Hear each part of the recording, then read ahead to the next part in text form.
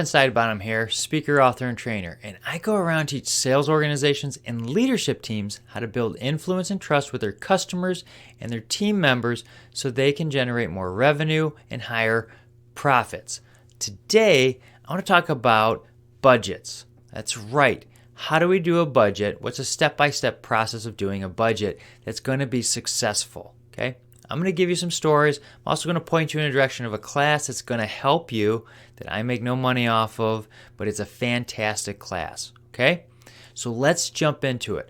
What's a budget? Well, a budget is a plan, basically. It's saying, hey, I'm making my money work for me in this situation, and here's where it's got to go, so that way I'm successful.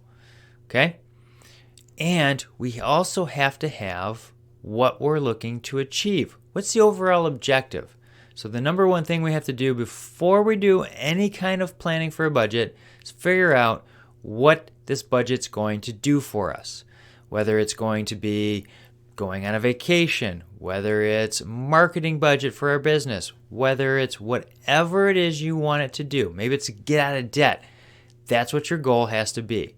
This budget is going to do this. So you have a vision of where you're going. That's the number one step. Gotta have a plan of where you're going, that vision, okay?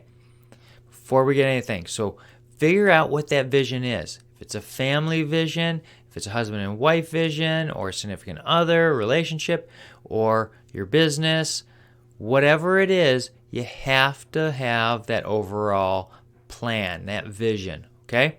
So that's number one. Number two is we have to list out everything that we need to budget for. Everything and anything. That's right. We literally have to list out everything. And if you have an Excel spreadsheet, which makes it so much easier, we literally go every column, listing it all out there. Okay? It can be clothing funds, charitable giving, saving for retirement, going in for our travel fund, vacations, kids' sports, kids' clothing, haircuts. Yes, even I still get haircuts, even though it looks like I'm balding. But I still have to make whatever I have left look decent. But you have to go and do all things that you need to budget for. Now, that's step two. Number three is to actually go in and figure out how much you're spending on everything. Now, most of us don't have a crystal ball, but what we do have is bank statements. And if you're using credit cards, they actually will go and tell you exactly what you're spending on every month. Okay? And now, I want to warn you, I typically do monthly budgets for me and my wife and for my business because every week stuff changes. It's kind of hard to pinpoint it because it's just moving so much.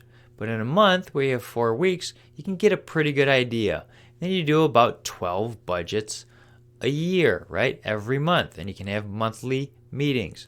So I do a monthly budget and I go and list out everything that we're spending on, saving for, all that stuff. Okay? So we need to figure that out and line item everything out and the dollar value. Okay? We also want to put in how much we're bringing in for whatever period it is. So I typically do 2 periods per month, and I put the dollar amount coming in, and then everything's subtracting to get my totals all the way to the bottom. And we do a zero-based budget. Okay?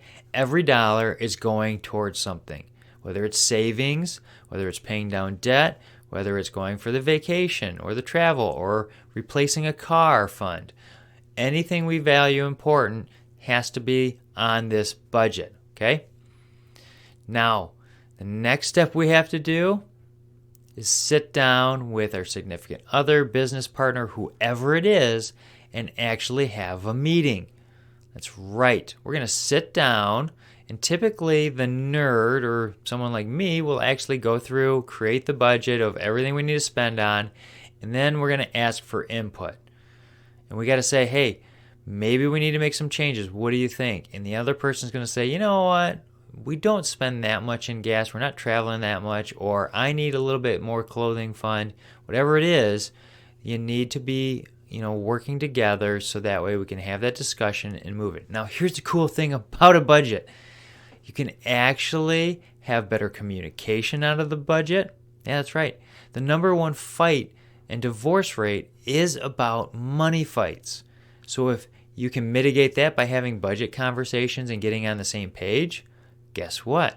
You're on your way to a better future. Now, we're going to sit down, have those monthly meetings, and I'm going to tell you right now that the first couple budgets you do are just not going to line up. It takes a little while to get it set up so it's actually accurate. You're going to be high in a couple things and low in a couple things. It's the nature of the beast. But we'll get through it, and after a couple months, it's going to go well.